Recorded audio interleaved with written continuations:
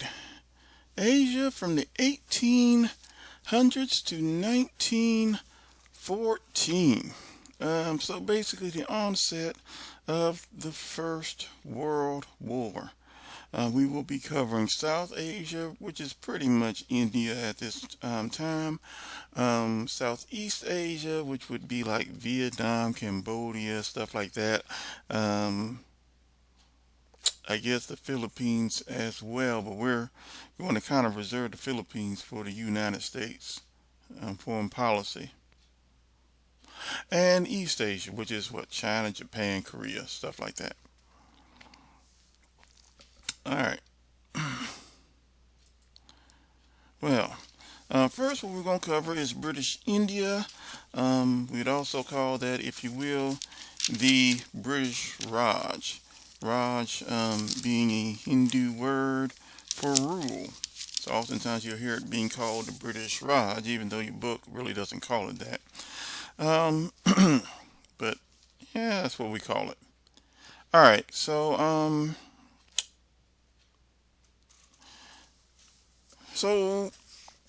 and one thing we want to talk about here is basically how we got here. Now, we talked about this a little bit, so I'm not going to go into too much detail. Um, but the Battle of Plassey in 1757, which is actually part of the Great Wars for Empires, is part of the Seven Years' War, if you will, or if you want to call it French and Indian War. Of course, we call it the Seven Years' War, on the worldwide perspective of things. Indeed, when Great Britain defeats, if you will, the Mughal Empire in France at the Battle of Plassey in 1757, the British East India Company is now in control. Now, we already talked about why Great Britain had kind of gotten rid of, or at least, decided to remove the British East India Companies um, from governing great from governing India. They kind of got them out of the way. So quite a few years later. Now, let us say that certainly in the 19th century there will be vast improvement in transportation. They will lay rail through much of India, which clearly meant that people could move a lot faster than they could on horses. Um, Now, also, communication. Just like in the United States and Great Britain, they will now have, if you will, um, telegraph wires. So now you don't have to go, I mean, of course, your book says about a year it took to make to send a letter. I don't have particular, but anyway, it would take an awful long time, if you will, for someone who wanted to write their loved one in Great Britain to get a letter eventually to India. And now you can do this, maybe within a few hours with telegraph lines.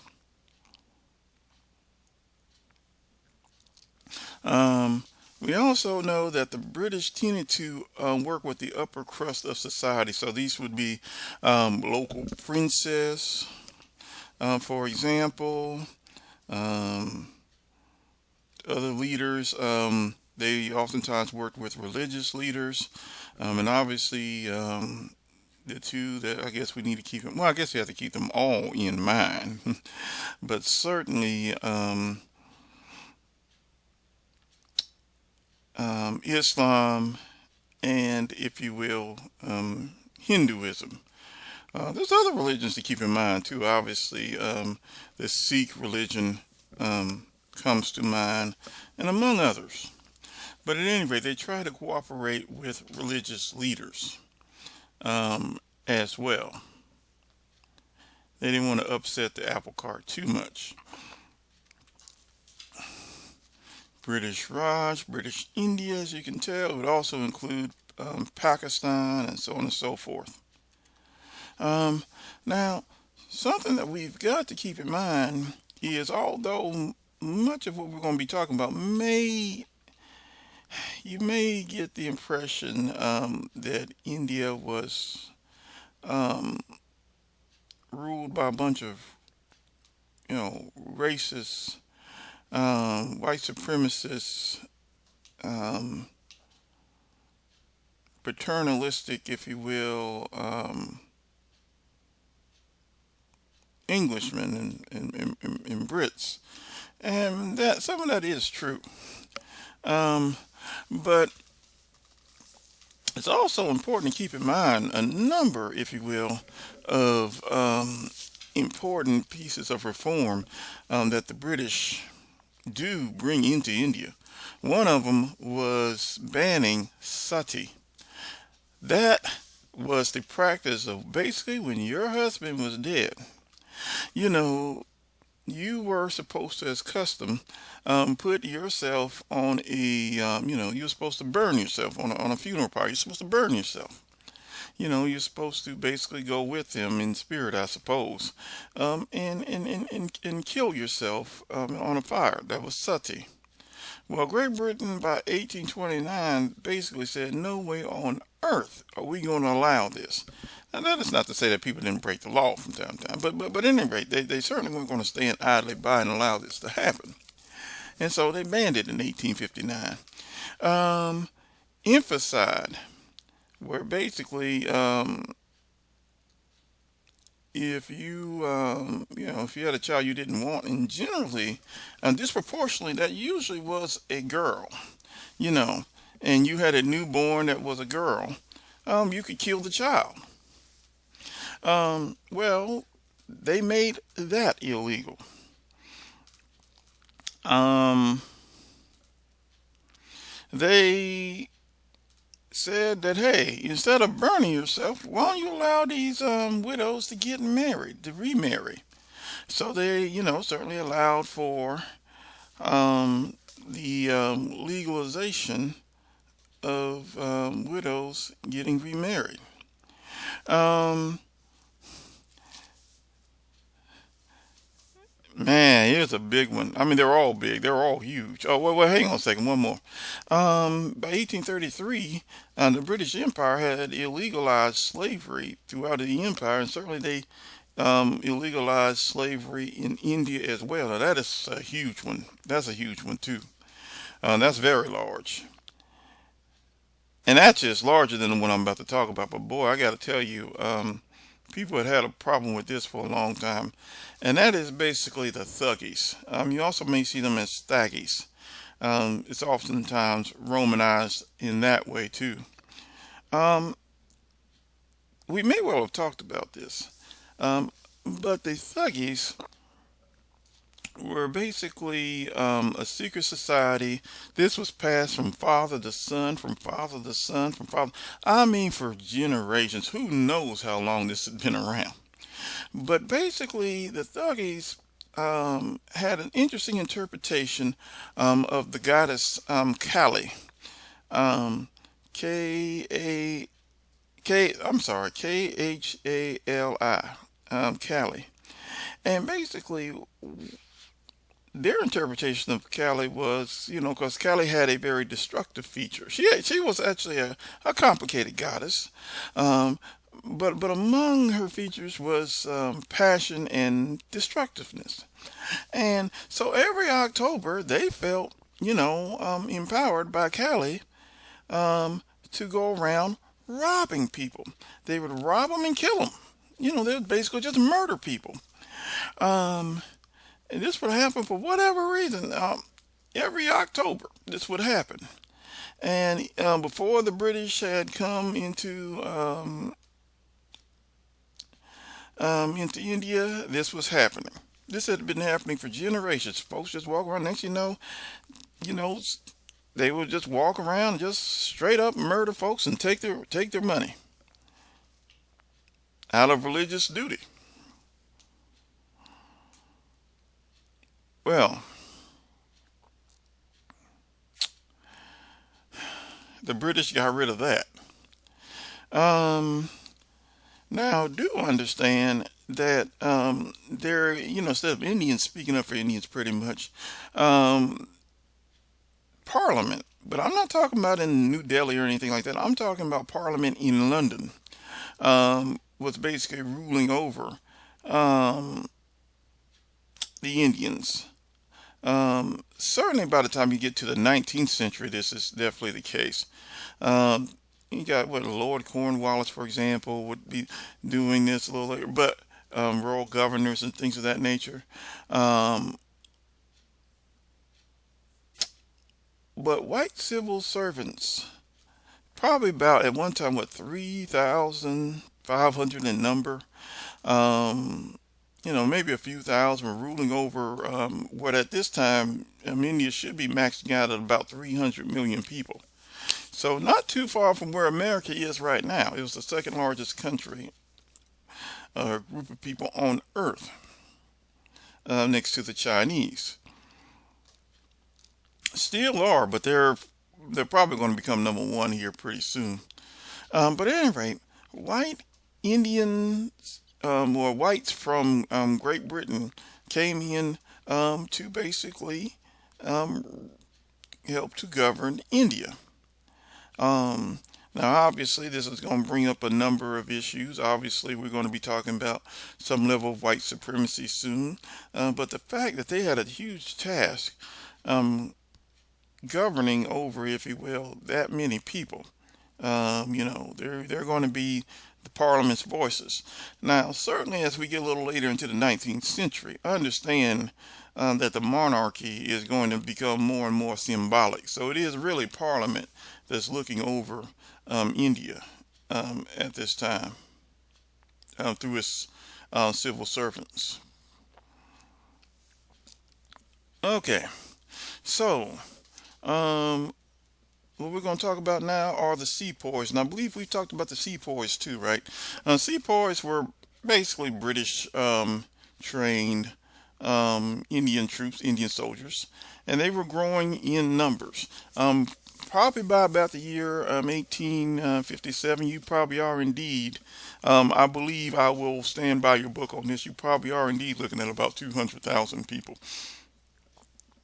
Now, your book talks about a number of things that if you will, the that are at issue. One of them were taxes, and these soldiers had to pay these taxes. I think another one was hold on a second. That there were low caste members that were being allowed into this army, and that kind of upset, if you will, the higher caste, because you do still have a caste system in India at this time. It's not illegal yet. Well, even though it's illegal now, still they still have it. Um, but man, I gotta tell you, I really wish your book would have taken time to really talk about the Enfield rifle cartridges. As far as I can best tell, those things take precedent over the other things your book talked about. Your book talks about it a little bit, but doesn't really go into a lot of detail. So let's talk about it. All right. So right here, you have your Enfield rifle. You can also find others that have scopes. It's a pretty good fighting machine there. You got yourself your typical bayonet, and and how to stuff in the cartridges and stuff, front loading. All right. Well, here was the issue. The issue were these cartridges right here. These were your cartridges, okay? Now, in order to, you had to basically open up the cartridges with your teeth. Now they had greased once you open up a package, there's grease, the cartridges are greased. So you had to open it up with your teeth. So you're probably going to get some grease on your teeth. Now, Hindus were very concerned because they weren't clear upon what was in, what was surrounding those cartridges. They didn't know. So they were thinking, is the grease beef? Well, if that's beef, understand that the cow is sacred to many, to many Indians, the ones who subscribe, if you will, to Hinduism. The cow is sacred. They're not going to be wanting to eat beef, and they're certainly not going to want to have, if you will, grease on their teeth. They're going to have a problem with that. Okay, so whereas the cow is sacred in India, the pig is detestable, especially eating pig, to Muslims. And there are a large number of Muslims, if you will, in India. And so they're wondering, is there hog fat on their teeth? And so they get upset. And they wind up having, as a result of this, a mutiny.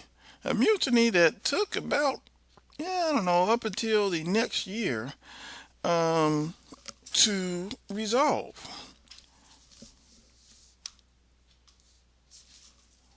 Okay? So you have that issue. So they're going to continue to be issues of trust with, if you will, the British. All right. Now, clearly, the reason why the British were in India in the first place was because of what? It was because of economic interest, right? Tea, so on and so forth. Probably looking for spices. And so the sole reason they're there, really, or at least the primary reason they're there, was for economic reasons. It's one of the reasons why you had a company in charge of India for a little while. Well, later they will have, if you will, more reliance on Indian tea. They're going to be getting more tea from India than they will from China.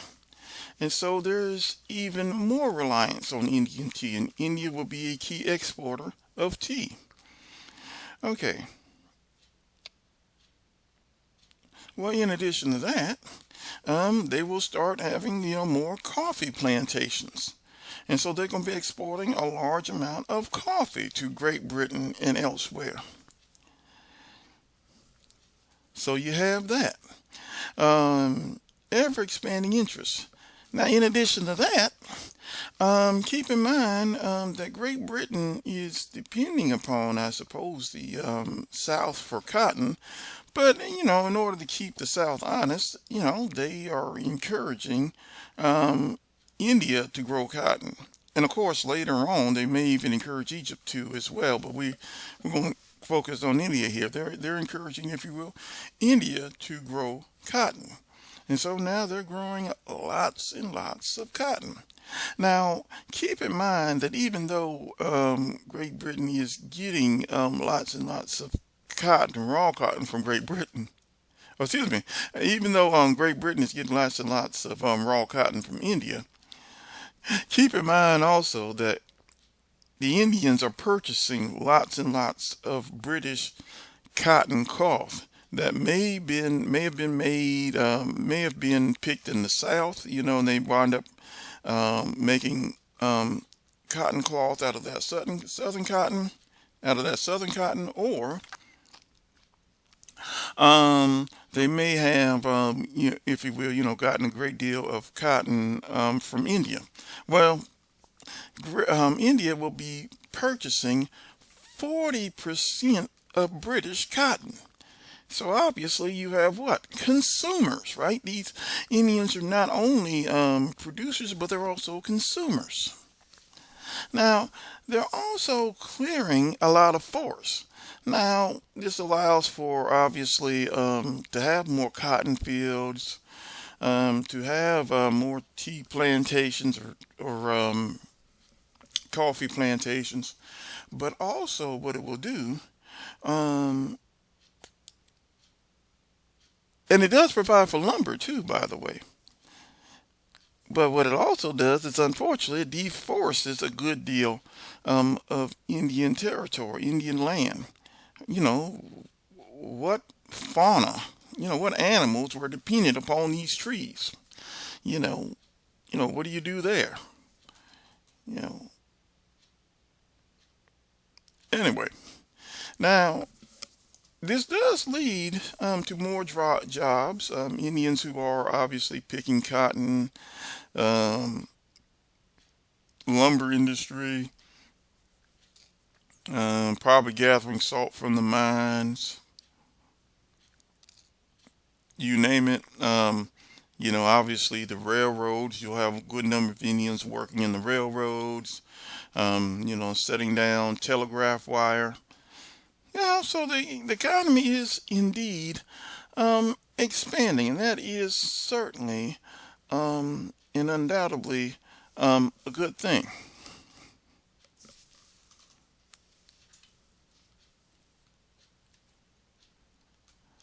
Um, but the question is, who is it good for? That's going to be a concern. Who is it good for? Um,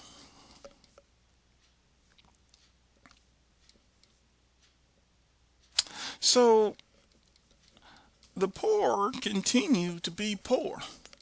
Um, where they may be poor farmers, they may be subjected to tenant farming, like of course you will see in the United States. Where a number of them are without land, possibly even without homes. Um, keep also in mind that you still have a caste system. So that caste system, is also going to dictate poverty to some degree. If you're in a caste system, there's certain jobs that you can't even do. Um, so what does that do? Pollution concerns. Well, keep in mind, you have more factories. You're going to see more factories in India. Factories lead to pollution. Um, you're going to have unclean water. Um, and that unclean water and drinking unclean water leads to diseases such as cholera. And of course, with cholera, you see people dying, if you will, in large numbers, if you will, from cholera. So that becomes a problem. Okay, they're producing more food. Great. But keep in mind, they're exporting a lot of that food. Keep also in mind that the population had been growing as well. So you have 300 million people that are, so an increasing population that's eating up much of the food, that they are not exporting. So you have that to keep in mind as well. Now, the middle classes. The middle classes are going to be in pretty good shape in some ways. One, they will have access to British system English speaking schools. Um, and also a number of missionaries will have schools as well that taught their children, that taught these Indian children English. Um, so you have a much more educated middle class, I suppose, middle class, and then of course the elites. Now, since they can speak English, they will. This provides them in some ways for more jobs. Um, and certainly the English system also benefited members of the higher caste in the Hindu society. Of course, it's important to remember that if you are Sikh, likely you don't have, you're not subjected to a caste system, at least as far as you're concerned, right? So within the Sikh community, you don't have to worry about caste. Um, in the Jain community, you don't have to worry about caste. Um, in Islam, you don't have to worry about caste. There's some Christians that are also coming out of this too. I mean, Catholics even. And of course, they don't have to worry about caste, but obviously, the largest, if you will, group of Indians are those who are in Hinduism. And understand that Hinduism also, takes up a good deal of land. So you may not even necessarily practice Hinduism, um, but you might as well be part of that. They will consider you outcast. And even though you're outcast, I guess in this way you may um, be governed by the caste system in that regard. That may dictate what jobs you have. If you're in the Hindu community as well. Well, at any rate, it certainly benefited the high caste members who had no issue with um, taking these jobs, or taking, if you will, English education. And I also consider another thing that you do have a race component, right? You do have the Aryan and quote unquote Dravidian dynamic as well. The Dravidians tended to be darker complected. Some, I believe, probably darker than I am. And some you probably could confuse for white almost because they were so light skinned. So you have that dynamic as well. And of course, this is being seen in the higher caste system. Okay. Um, well, at any rate, if Indians wanted to, they could take the civil service examination. It is open to you, and Indians are eligible, if you will, to take this exam. There's only one particular problem. You may be eligible, if you will, to take this exam. Your problem is um, that you are not eligible. Well, you're eligible, but you have to go to Great Britain um, to take it. You have to go to London to take it. And keep in mind that India is a very long way from London. So you have that problem as well. Of course, your book points out an interesting fact. I believe what your book says. What does your book say? Like by 1870, like the 916 civil servants, I think one of them was Indian or something like that. Crazy stuff. All right. Well, at any rate, as you can tell, you see, if you will, whites blending in, I suppose, with Indians.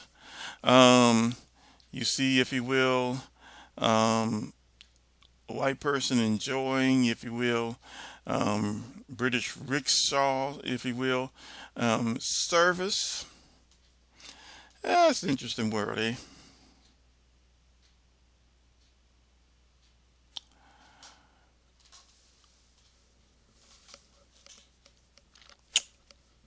What we are also seeing is a world um, where Indians are considered, if you will, quote unquote, inferior, if you will, to whites.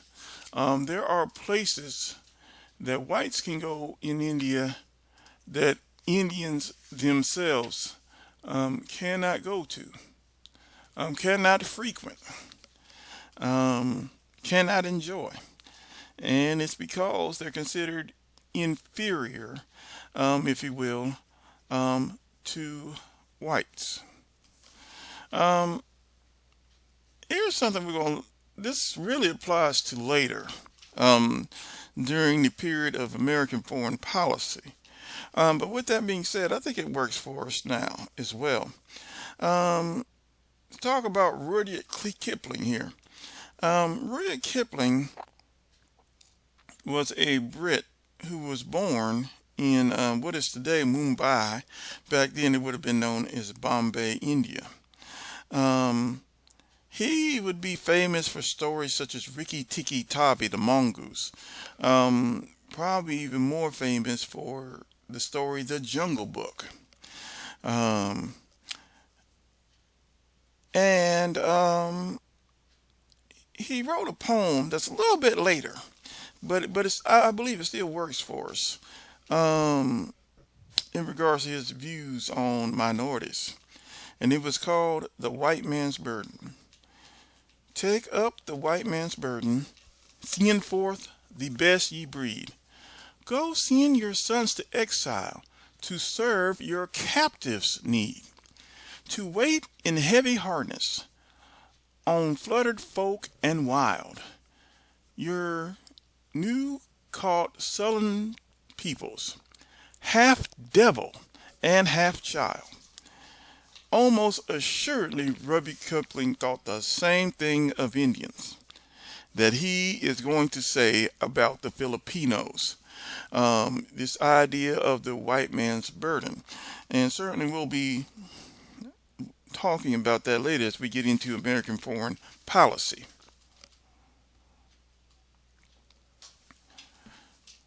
Well, at any rate, we have, if you will, a number of, sorry about that, well-to-do Indians is what I should say. So they don't even care if the Indians are middle class, if they're upper class, if they're intelligent. No, it's all a front. You know, they're good at imitation, but it's all a front. No way on earth could these Indians ever be on the same level, if you will, of whites. So understand this idea of social Darwinism has penetrated um, um, white supremacy on a global level.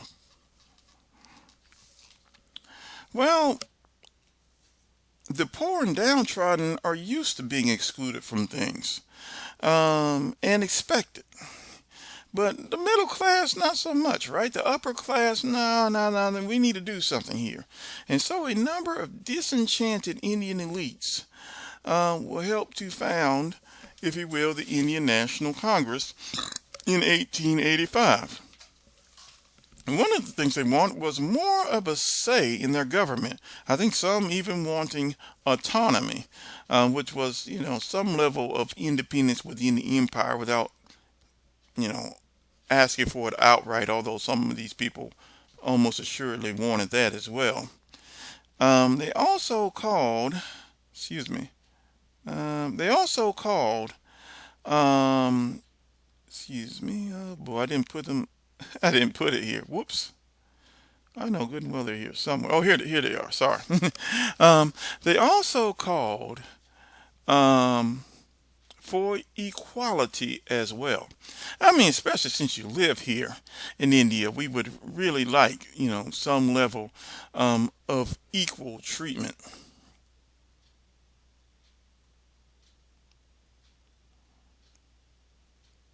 Well, then you had Ghana. Did I just say Ghana? Then you had Gandhi, if you will, in South Africa. And Gandhi is saying, he goes to South Africa. He is what is called a barrister at law. He is right here, not looking quite like Gandhi because he has hair and stuff. But Mohandas H. Gandhi later would be called, the great soul Mahatma. But he is an attorney, and he's defending, if you will, um, what were called Asians at the time. Typically, if there was an Asian policy in South Africa, they're talking about Indians. And he's defending Indians, if you will, against discrimination policies in in South Africa. Now, understand that there are a number of Indians that, if you will, go to South Africa, go to Tanzania, go to a lot of places in Africa. There's a large amount of, if you will, Indians. Well, at least at this time in South Africa. Matter of fact, I knew one in when I was at Texas Tech. You know. Anyway, and he's there and he's trying to defend them, if you will, against discriminatory practices. He also is defending them against deportation, immigration policies. He's doing that legally, and he's also using something that Martin Luther King will use later on, known as non-cooperation. That indeed, we're not going to fight you, we're not going to be violent, but we're not going to comply with your policy. And if you have enough people to do that, you can possibly effect change.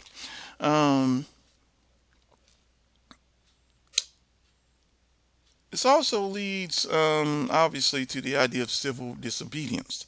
So understand that Gandhi, obviously born in India, is working, if you will, in South Africa. And he's applying principles that he's going to be using after when he comes back to India. For the purpose of this particular lecture, his Indian stuff kind of comes in a little later, so we'll talk to that. But he comes in about 1915, and much of what he's going to practice in 1915 and afterwards, you can trace it from South Africa. Alrighty, I'm not sure if there are any questions, but if there are any questions, feel free to let me know what those questions are. Certainly, this is going to be a large part of the British economy. The British will be using soldiers, if you will, from India. Matter of fact, once we get to World War I, they'll be using many soldiers from India. World War II, even when they're fighting in Africa, as I believe I've talked about before, they use a number of African soldiers. So certainly India is an important part of Great Britain's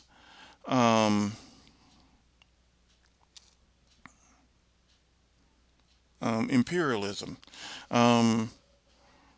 Just to go to show you just how much India remains almost, pretty much linked to England or Great Britain, you would probably know cricket to be, if you will, an Indian sport, correct? Or a British sport. But if you were to drive, I know at Texas Tech you would see this. A lot of the engineering-based schools have a lot of people from India. You may see a cricket game being played. I believe you see this at NC State too. I saw this, if you will, down on Western and Avon Ferry, where there were Indians playing a game of cricket, if you will, in India too. So. Anyway, one other thing I do want to talk about, actually, before we move on, because I didn't talk about this, that Great Britain will also take advantage of the opium, the opium resource, if you will, that India has. And they will be, if you will, sending a lot of that opium all over the world, I suppose. Of course, one place will be China, and we'll be talking about that soon too. But you also got to put opium in the mix too, as an exported commodity that India will have. All right. Well, anyway, I will talk to y'all later, and see you soon. Bye bye.